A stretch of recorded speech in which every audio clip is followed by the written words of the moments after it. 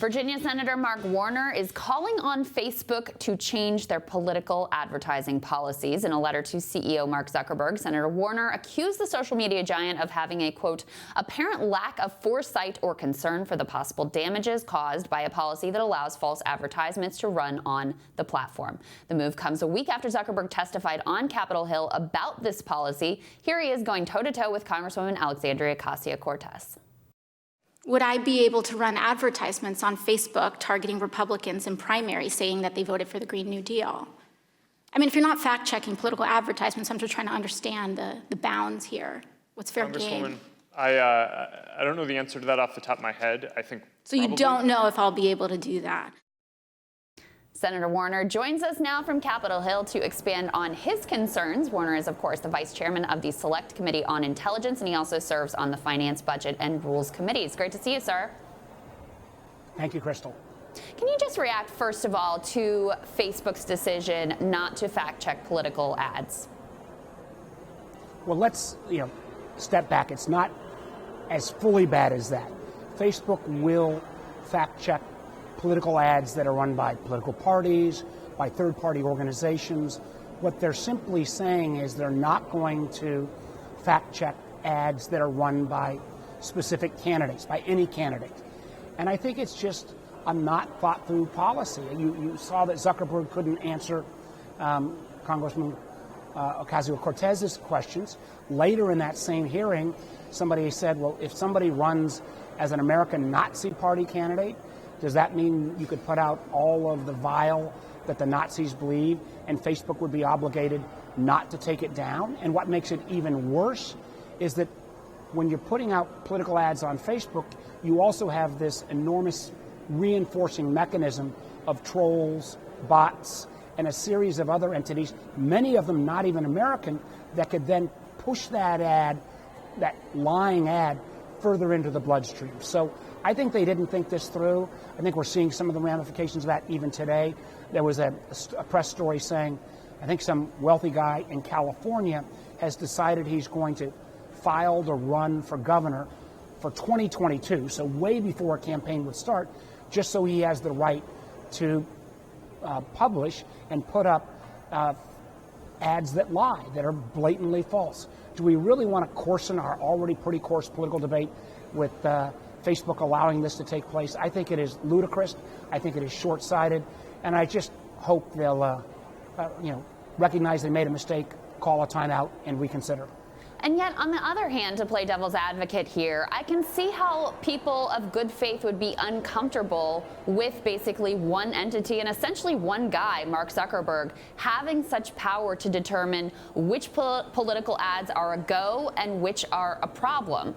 So it really comes down to a question of power. I mean, how do you get around the fact that whether Mark Zuckerberg is smart or well-intentioned or has really thought these things through or not, there is just simply too much power resting in one guy's hands? Well, listen, that's one of the reasons why I've got a whole series of bipartisan legislation that would put some ground rules around Facebook. But let's go to the specific questions about who would make the determination.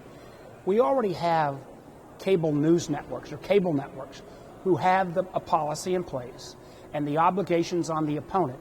If somebody can prove that an ad is demonstrably false, a cable network will take it down. Now, cable networks have a lot of power too.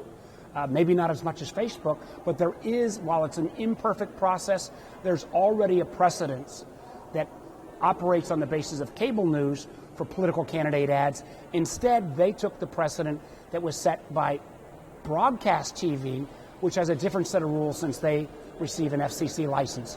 Facebook has none of those same obligations, so their answer that there's not a process and they don't want to determine, they don't have to determine, but there would be an obligation on somebody who wants to take an ad down, demonstrate it's false. There's already a precedence on cable news, and candidly, they already have hired a slew of folks that are supposedly looking at some of the content that is demonstrably false outside the political arena. So we've already kind of got the fox in the hen house to start with.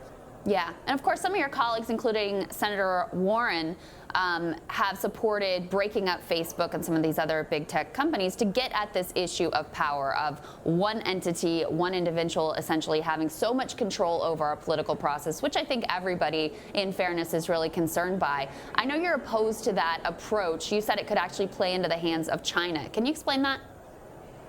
Well, all of these platforms are now global in nature. Facebook has over 2 million followers. But what I'm afraid of is Facebook or Google gets replaced by Alibaba, Baidu, Tencent, that are literally agents of the Communist Party in China, that we could even have a worse product. And what I've said about Senator Warren's approach, or for that matter, a number of the attorney generals around the country, I'm not there yet. I would much rather try to put some rules of the road in place that would encourage more competition. For example, the ability, and I've got bipartisan legislation on all this, we ought to know what data is collected on us and what it's worth. We ought to be able to easily move with what I call data portability. If you're tired of Facebook, you should be able to move all your data seamlessly, including your cat videos, to a new site, the way you can move from one telephone company to another. And then you ought to be able to still talk to people on Facebook the same way with interoperability, the way you do. You can talk to somebody on Gmail if you have an Outlook account.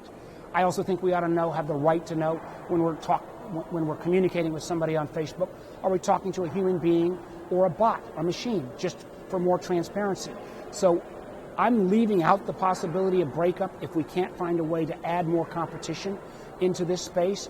But as I said to somebody earlier, Congress has got to act. The fact that we're 3.5 years after the Russians intervened using Facebook in 2016, we know they're going to be back in 2020, and that we've still put no real rules of the road in place. Shame on us in Congress. Yeah, and you coming from a tech background and a business background, I think it's you're an unusual commodity in the Senate, really understanding these issues deeply. I wanted, while we have there's you, nothing partisan about them. There is also nothing partisan about this.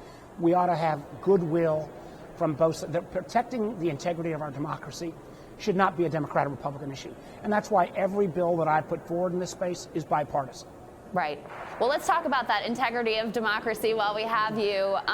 Talk to me a little bit about the timeline of impeachment. I've spoken with several Democrats in the House who expressed concern if the impeachment inquiry went beyond this year. What's your view? At what point does the timeline extend so far as to really interfere with the 2020 election? Listen, I would wish that we weren't having to go through this process. But when we see all of these witnesses come forward, and I'm anxious to hear from them directly, I think it is appropriate that the House is going to vote this week. I hope sooner rather than later they will bring these witnesses out in public hearings. I'm going to reserve my judgment if I'm called on to be a juror, if it comes over to the Senate. So I will reserve my views. I think the sooner the better. But the idea that we can ignore what continues to be a extraordinarily troubling fact pattern, I don't think under our Constitution we can do that as well. And what particularly really bothers the heck out of me, and I'm glad to see at least some of the Republican colleagues step up on this, when the gentleman who was testifying today, who was, my understanding, in the White House, a distinguished military officer who heard this call, was testifying, and suddenly defenders of the president are attacking him because he's of Ukrainian heritage. I mean, that's just not who we are as a country.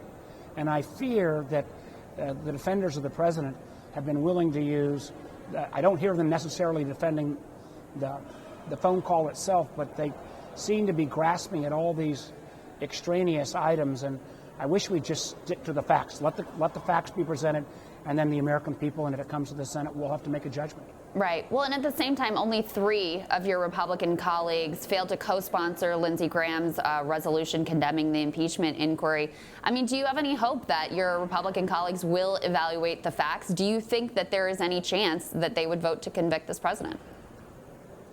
I think if this process moves forward, at least I hope, that we all will take a deep breath and think that at the end of the day, we took an oath to defend the Constitution. There's virtually nothing more serious than an impeachment proceeding.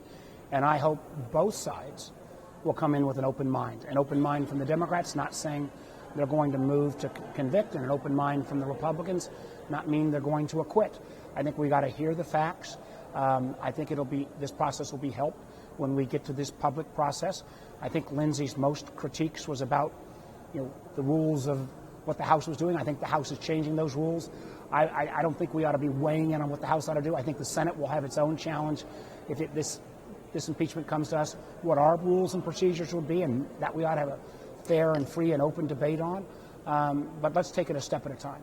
And last question for you, Senator. Do you think that former Vice President Biden has offered an adequate explanation and justification of Hunter Biden's business activities in Ukraine, Romania, China, and elsewhere?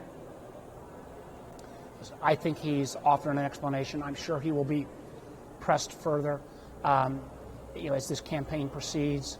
And I think people, again, will make the judgment.